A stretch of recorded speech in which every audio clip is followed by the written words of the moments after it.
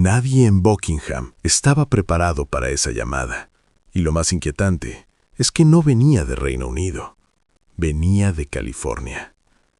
Un almacén anónimo, una puerta metálica levantándose lentamente. Y dentro no había muebles, ni recuerdos viejos, ni cajas olvidadas. Había algo mucho peor para la monarquía. Un archivo paralelo. Una historia que nunca debió existir. Y pruebas que podrían reescribir todo lo que creía saber sobre Meghan Markle, el príncipe Harry y la familia real. Antes de seguir, dime algo rápido. ¿Desde qué país estás viendo este video ahora mismo? Escríbelo en los comentarios y sigamos. Porque lo que encontraron en ese almacén hizo temblar a Londres, y todavía no has escuchado lo más fuerte. Eran las 6:30 de la mañana del 29 de noviembre. La niebla todavía cubría las colinas de Montecito, como si intentara ocultar algo. La llamada fue breve, sin saludos, sin explicaciones innecesarias. Se abrió la unidad. Tienen que venir ahora. El gerente del almacén no estaba acostumbrado a hablar con abogados reales ni con consultores de seguridad privada que nunca dejan rastro público. Pero esa mañana su voz temblaba. En menos de una hora, vehículos sin identificación llenaron el estacionamiento húmedo por el rocío. Uno de ellos transportaba a alguien que nunca aparece en fotos, pero cuya presencia significa una sola cosa: crisis de alto nivel. La notificación que llegó a Buckingham Palace fue fría, clínica, devastadora. La unidad en California ha sido abierta. El contenido es significativo. En lenguaje real, significativo no es una palabra, es una alarma. Y la pregunta que nadie se atrevía a decir en voz alta era simple: ¿cuánto tiempo tenemos antes de que alguien más lo vea? Quédate conmigo, porque esto apenas comenzaba. Era las 6:30 de la mañana del 29 de noviembre. La niebla todavía cubría las colinas de Montecito como si intentara ocultar algo. La llamada fue breve, sin saludos, sin explicaciones innecesarias. Se abrió la unidad. Tienen que venir ahora. El gerente del almacén no estaba acostumbrado a hablar con abogados reales ni con consultores de seguridad privada que nunca dejan rastro público. Pero esa mañana, su voz temblaba. En menos de una hora, vehículos sin identificación llenaron el estacionamiento húmedo por el rocío. Uno de ellos transportaba a alguien que nunca aparece en fotos, pero cuya presencia significa una sola cosa: crisis de alto nivel. La notificación que llegó a Buckingham Palace fue fría, clínica, devastadora. La unidad en California ha sido abierta. El contenido es significativo. En lenguaje real, significativo no es una palabra, es una alarma. Y la pregunta que nadie se atrevía a decir en voz alta era simple: ¿cuánto tiempo tenemos antes de que alguien más lo vea? Quédate conmigo, porque esto apenas comenzaba. La monarquía vive de una regla básica: control. Control del relato, del pasado, de la memoria. Por eso existen los archivos reales en Windsor. Por eso cada carta, cada diario, cada palabra se filtra. Pero lo de Montecito era otra cosa. No era un descuido, era un archivo rival.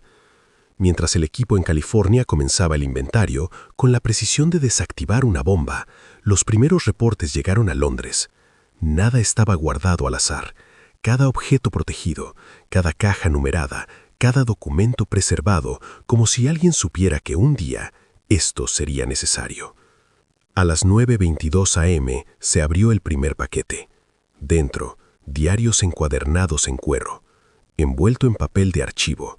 El título del primero heló la sangre de cualquiera que conociera la historia real. Notas de invierno 2019. Ese invierno no fue tranquilo, fue el principio del quiebre, y esas páginas podían ser la clave para entenderlo todo. Pero eso no era lo peor, porque justo al lado había algo mucho más peligroso. Una fila de memorias USB, marcadas de forma inquietantemente simple. Enero 2020, febrero 2020, marzo 2020. Los meses de Sandringham, las negociaciones secretas, las discusiones sobre títulos, seguridad y dinero. Meses donde oficialmente todo fue cordial. Pero, ¿y si no lo fue? ¿Notas de voz? ¿Transcripciones? ¿Conversaciones que nunca debieron ser escuchadas? En Buckingham, el equipo de crisis se reunió bajo tierra, en una sala que solo se usa cuando hay peligro real. Uno de los asesores lo dijo sin rodeos: si esto contiene discusiones privadas, perdemos el control del relato. Y ahí entendieron algo clave. Esto no era un recuerdo emocional, era preparación. Antes de continuar, dime, ¿crees que estas pruebas se guardaron por miedo o por estrategia? Te leo. Porque lo siguiente llevó el miedo a otro nivel. Cuando la princesa Anne fue informada, no reaccionó con emoción, reaccionó con cálculo. Escuchó todo, sin interrumpir, y luego hizo una sola pregunta. ¿Harry sabe? No era curiosidad, era táctica, porque esa pregunta dividía el escenario en dos pesadillas posibles. Si Harry lo sabía, era una operación conjunta. Si no lo sabía, entonces había secretos incluso dentro del matrimonio. Ambas opciones eran explosivas, pero la segunda caja hizo que la sala se quedara en silencio. No contenía recuerdos personales, contenía documentos internos del palacio, horarios, notas de reuniones privadas, informes marcados como confidenciales. Eso no lo guarda alguien por nostalgia, eso se guarda como respaldo, como protección. Y entonces apareció una carpeta que hizo que Londres entrara en pánico total. La carpeta decía: Discusiones del Commonwealth, invierno 2019, con anotaciones personales. La joya más importante del legado de la reina Elizabeth, el proyecto que debía modernizar la monarquía. Y Meghan estaba en el centro de eso. Pero dentro había algo más. Un pequeño dispositivo de grabación, antiguo, sin batería, con una etiqueta simple. 2019. Notas. ¿Diario personal? ¿Protección legal? ¿O algo que nunca debió existir? Cuando esta información llegó al rey Charles, se desplomó en su silla, porque había algo aún más doloroso que el escándalo. Una pregunta que nunca quiso hacerse. ¿Se sintió ella tan insegura aquí que necesitó hacer esto? Y entonces llegó el hallazgo que rompió cualquier límite. La tercera caja no contenía política, contenía historia. Cartas manuscritas y, al fondo, un sobre, sin remitente, solo un nombre: Meghan. La caligrafía era inconfundible, curva, elegante, ligeramente inclinada hacia adelante. Era la letra de Diana, princesa de Gales. El aire se fue de la habitación.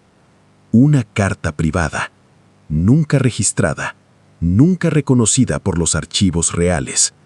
Cuando Charles leyó el informe, solo pudo murmurar: imposible. Para William fue peor. Diana no es solo su madre, es su legado. ¿La ha leído Harry?, preguntó. La respuesta fue no, y eso abrió una herida nueva, porque significaba que alguien más había protegido esa carta durante años. Antes de seguir, si sigues aquí, deja un corazón en los comentarios. Lo que viene redefine todo. La quinta caja parecía un archivo legal, carpetas por años, por etapas, introducción 2017, compromiso, transición pública, negociaciones de salida. No era un recuerdo, era un caso armado. Dentro, comunicados de prensa internos, borradores nunca publicados, correcciones que jamás salieron a la luz. En los márgenes, una frase se repetía: esto no es correcto. Mensajes internos filtrados mostraban algo que el palacio siempre negó: está recibiendo demasiada atención. Necesitamos cambiar la narrativa. No digan nada. Ahí estaba. No rumores, no teorías, patrones. Cuando Anne escuchó esto, dijo una sola palabra: salvaguardas. No recuerdos, no venganza, protección. Y entonces, Megan hizo una pregunta final al abogado. ¿Ya vieron la última caja?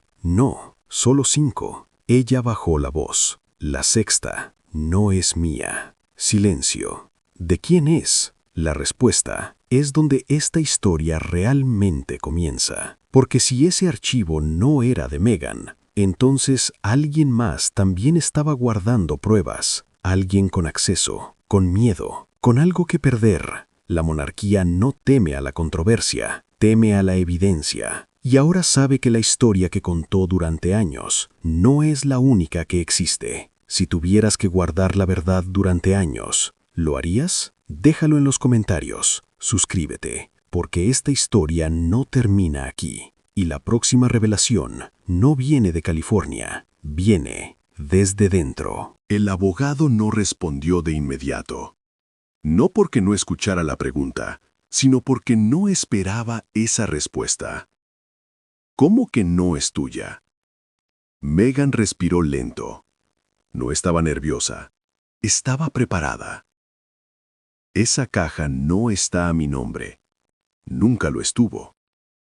En ese instante, el aire del almacén cambió, porque si esa caja no pertenecía a Megan, entonces alguien más había usado ese espacio como escondite.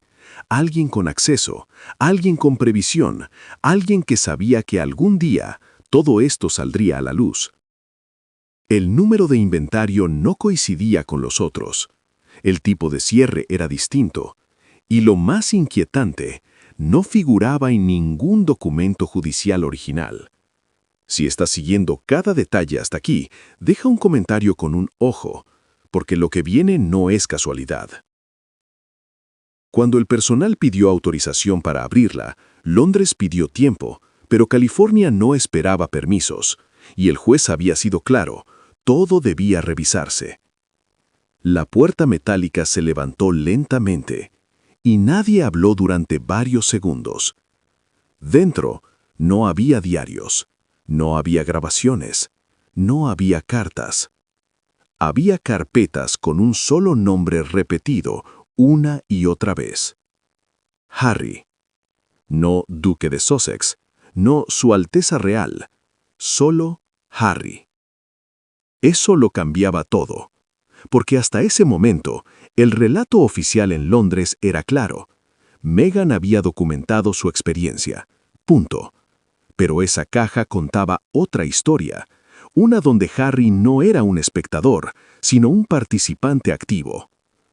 Había copias de correos impresos, borradores de mensajes nunca enviados, y algo que hizo que el abogado cerrara la carpeta de golpe. Un cronograma manuscrito, fechas, horas, reuniones privadas, con anotaciones como, después de esto, nada vuelve a ser igual. Si alguna vez pensaste que Harry solo siguió a Megan, esta caja decía lo contrario. Y justo cuando Londres empezó a entenderlo, apareció el documento que nadie estaba buscando, pero todos temían encontrar. Entre los papeles había un sobre beige, sin membrete. Dentro, una carta impresa, no manuscrita. Encabezado simple. Una sola línea clave subrayada. Si esta información se hace pública, la institución no podrá negar conocimiento previo. Ese fue el momento en que Buckingham dejó de preguntar qué había dentro y empezó a preguntar quién más lo sabía, porque esa carta no era emocional, era estratégica, era una advertencia, y según una fuente interna, esa carta fue la razón real por la que el tribunal ordenó abrir el almacén. No fue Megan, no fue la prensa, fue alguien desde dentro. Déjame preguntarte algo.